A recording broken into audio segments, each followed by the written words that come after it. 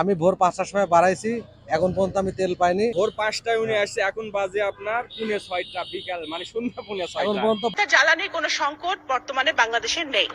আমাদের দেশের মন্ত্রীরা বলতেছে যে দেশে জ্বালানির কোনো সংকট নেই, এটা না আপনার বক্তব্য কি?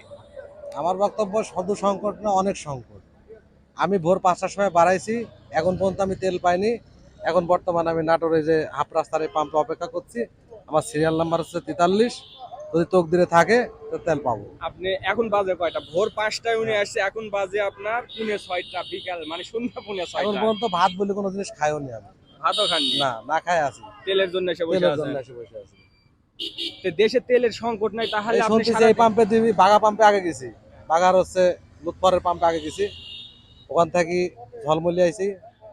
ঝলমলি থেকে আবার এখানে আসলাম। ফ্রেন্ডসেও আসছিলাম, ওখানে তেল দিবে না শুনলাম। মানে যেখানে যাচ্ছে আর তেল দিবে আপনি না। যত দূর ঘুরছেন, এই ঘোরাতে যে তেলটা খরচ হয়েছে, এই ঘুরতে ২ লিটার তেল লাগবে। এই ঘুরতে আপনার ২ লিটার তেল চলেছে। আপনি আমার এখানে বাড়ি, তো- আমি এখানে যেখানে তো- দাঁড়ায় আছি, এখানে তো তেল দিবে আপনি ৩০০ টাকার। আমি এখানে যেখানে দাঁড়ায় আছি, এখান থেকে ৪০ কিলো দূরে আমার বাড়ি।